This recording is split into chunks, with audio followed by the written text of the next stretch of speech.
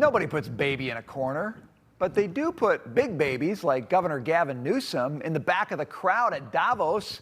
In fact, they don't even let him inside USA House, and for good reason. Just ask Treasury Secretary Scott Bessent. Governor Newsom, who strikes me as Patrick Bateman meets Sparkle Beach Ken, may be the only Californian who knows less about economics than Kamala Harris. He's here this week with his billionaire sugar daddy, Alex Soros.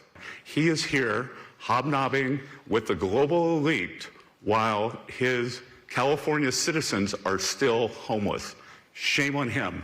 He is too smug, too self-absorbed, and too economically illiterate to know anything. Well, dang. All right, here now live in studio to react is National Review staff writer Caroline Downey, along with the Federalist reporter Brianna Lyman. Yeah, I didn't have Scott Bessent being a brawler on my bingo card when he first came in to his job as Secretary of Treasury. But Caroline, it's interesting. Alex Soros tweeted out a picture of Gavin Newsom at the World Economic Forum and said he was the star of it.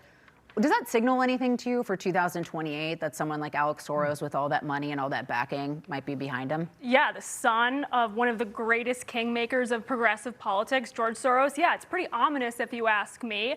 And I think Scott Bessent, first of all, hilarious, incredible use of vocabulary words that I just saw right there. He is clocking something which that Gavin Newsom, he is a beautiful shapeshifter when it comes to politics. He's this chameleon. He likes to talk a big game when it comes to, moderation and I'm a centrist and all this stuff, but it's very disingenuous. So when he makes the comparison that he is a Ken doll or he's kind of masquerading as this perfect manicured guy, I think most voters understand that that's a farce. And to your point, Lisa, yeah, I think the World Economic Forum, what Trump has done there is he has completely upended the narrative of Davos, which is it's no more globalism, no more we're going to live in the pods, eat the bugs, you will own nothing and be happy. He's completely changed that to focus on America First policies.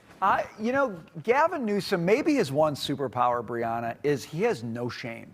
So no matter how badly he performs his job, no matter how stupid he looks, he always comes back for more. And, to your question about 2028, gosh, maybe that's in the Democratic Party what it really takes to be on top. Yeah, I think it also takes a level of narcissism, which Gavin Newsom has, right? Imagine you're running a state. It's #1 in unemployment. It's one of the top 5 most expensive states to live in. And parts of your major city, you can't even walk around without worrying, am I going to step in human feces? And yet your governor flies halfway across the world to Davos to not only rub shoulders and elbows with the elite, but also to undermine President Trump. He did an interview with Sky News, and he said, look, European leaders, you need to stand up to the president. Yeah. He's going to devour you. Think about that. You have an elected American official flying halfway across the world to somewhere he shouldn't even be to undermine the sitting president of the United States. So think about what that would mean if he became president in 2028. He's not putting the American people first. He's undermining us right now. No true leader would ever do something like that. We want to get you guys on this, too. We want to talk a little bit about Virginia, because over the weekend, a laundry list of progressive measures were fast-tracked. Now, a Democratic state lawmaker is introducing a fraud-friendly bill that declares, quote, no state agency responsible for the administration of federal funds shall impose a requirement on a nonprofit to require proof of eligibility of any applicant for such benefits. Caroline, I guess they looked at Minnesota and said, hold my beer. Is that what happened here?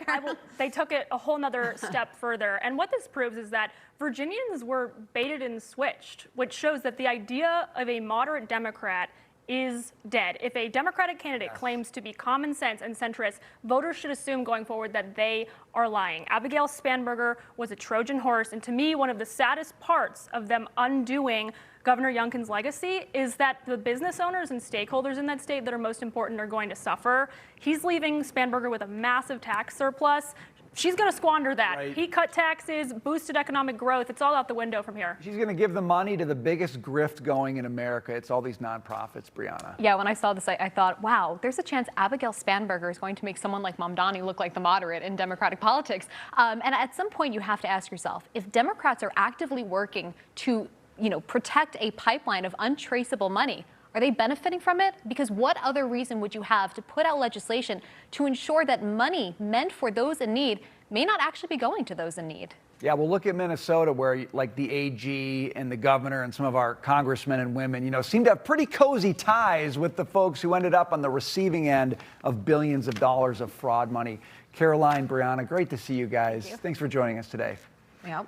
All right, so hey, don't forget to check out the Big Money Show tomorrow. We've got Charles Payne with us and Mike Murphy. It's going to be a very big show. It was a big deal to have you with us today, Lisa you. I had the Booth. Thanks best for time. joining. I bet you go get a steak after this now. I know. Well, last time I was on with him, I said I was going to get one. He was like, "You always get one." Style.